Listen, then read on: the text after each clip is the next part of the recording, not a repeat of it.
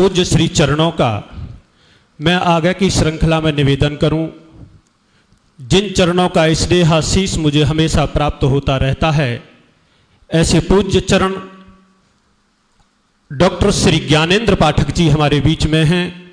मैं उनके श्री चरणों में निवेदन करूं कि आप भी अपनी वाक प्रसूलांजलि से हमें कृतार्थ करें।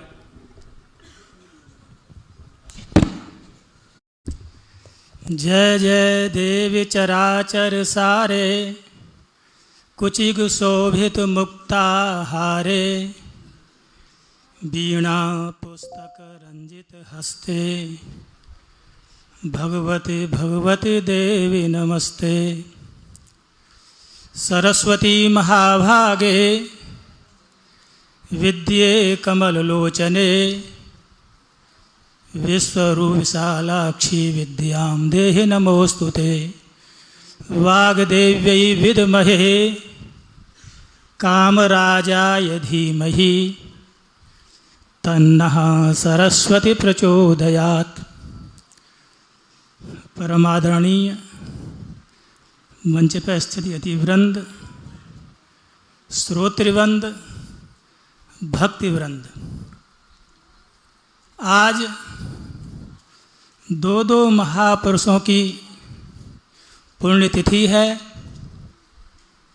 और जिस महापुरुष की पुण्यतिथि हो उसके आचरण में कौन कौन सी वस्तुएं रहती हैं, उनकी कौन कौन सी विशेषताएं हैं, उस पर ध्यान दिया जाता है।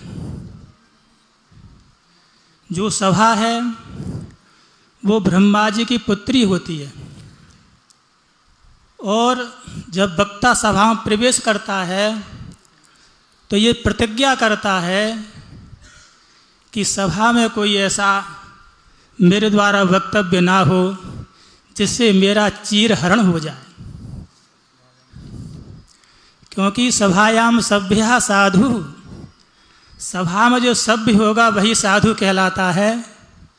इसलिए कहीं भी जाएं, अब की अपने मन की कथा व्यथा तो रहती है ही। कथा तो आपने तन किसी सुनी, उसका फल क्या उन्होंने बताया पहले दिन। जन्मांतरे भवेत पुण्यम तदा भागवतम लभेत। जन्म जन्मांतर जब पुण्य होता है तब भागवत में प्रीति होती है।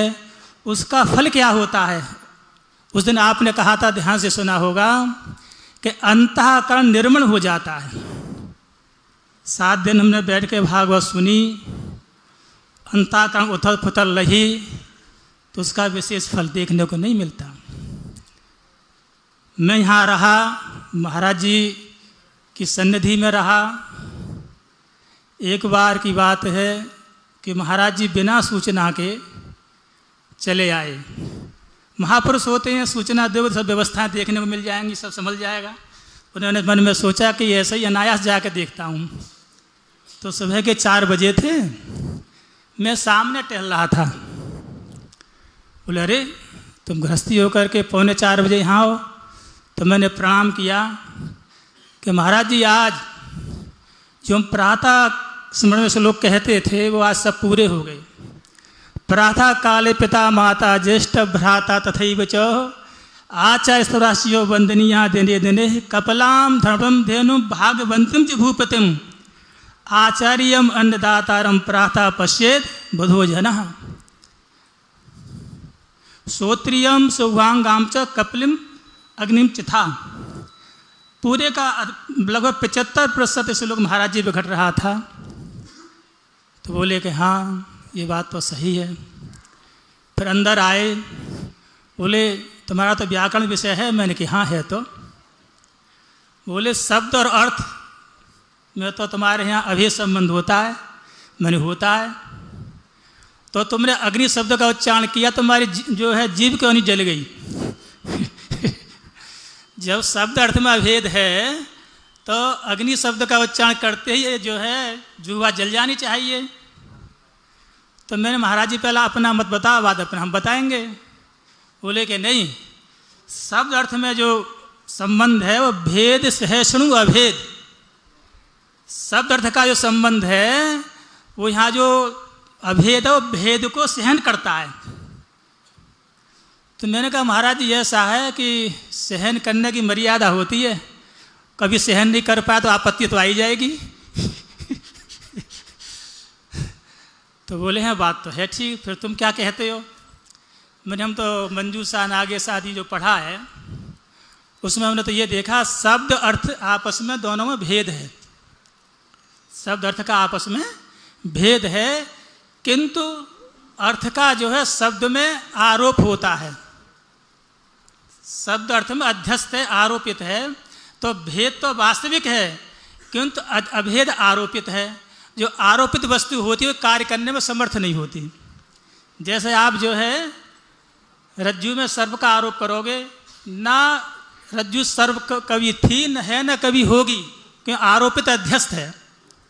इसलिए हम वैयाकरणों के मत में जो है जब अग्नि शब्द कहेंगे तो हमारी जीभ जलेगी नहीं, क्योंकि जो अधिष्ठान है वो कार्य करने में समर्थ नहीं होता। बोले ये बात भी सही है। तो उनके तो बहुत से ऐसे उदाहरण थे। हमारे कल विप्र मंडली गई थी, हमारी चर्चा चली, कह देनी चाहिए विचार का है वो। जैसे उसमें लिखा है ना, यस्मिन् भी प्रहतम श्रद्धया वत्सराय कामन तथाग्निहोत्रे, ब्राह्मण के मुख में जो ब्राह्मण के मुझे आहुति जाती है तो उसको भगवान साक्षात ग्रहण करते हैं। हवन के माध्यम से आहुति जाएगी, उसको भगवान साक्षात ग्रहण नहीं करते। इसमें क्या हेतु है? हेतु यह है कि यज्ञ इत्यादि आप करोगे, उसमें देश है, काल, वातावरण, मंत्र, कर्ता और उसको बोलने वाले सब पवित्र होने चाहिए, यज्ञ पवित्र होना चाहिए, विधि पवित्र होनी चाहिए, आहुति पवित्र होनी चाहिए। ऐसी स्थिति में देवताओं के मुख में जाने का संदेह हो सकता है, किंतु ब्राह्मणों के मुख में जो आहुति जाए उसमें कोई संदेह नहीं है। तो वही प्रकरण चलाता है, बाल व्यास जी भी थे। शर्तो वर्णतोवा मिथ्या प्रयुक्त तमर्थ माह सवाग वज्रन विमान भस्ती स्थिर शत्रु शर्तों पर आधा सब अर्थ जानते हैं इसका। उसमें विचार करने की बात है कि स्वर का जो इंद्र शत्रुम वर्धस्व, ये तो संस्कृत का वाक्य है। संस्कृत के वाक्य में तो संस्कृत का ही वाक्य है, तो मंत्र कैसे बना? चलो मंत्र आपने बना भी लिया तो हमारे व्याकरण में यज्ञ जड़ कवि युग शामसु मंत्र क्रियायाम यज्ञ क्रिया मंत्र एक श्रुति स्यात्। यज्ञ क्रिया मंत्र एक श्रुति होता है। जब मंत्र एक श्रुति है तो वहाँ जो है उदात्त में स्वर के भेद से यजमान कैसे मारा गया, ये प्रश्न। तीसरी बात ये है, यजमान कौन था? इंद्र थे, और करने वाले कौन? त्वष्टा थे। वृत्रासुर से बेचारा बीच में कैसे आ गया? अरे भाई ये तीनों थे तो आपस में दोनों निबटते, वो तीसरा तो बेचारा भक्त था ही, किसी अपराध बस राक्षस बन गया। तो ये सब दिन विचार हुआ। और ये है ना, लोक के विवाह संबंधी सेवा रागता जो है, भोजन है, विवाह है, मैथुन प्राप्त होते हैं। और ये जो वाणियाँ हैं ये परमार्थ हैं।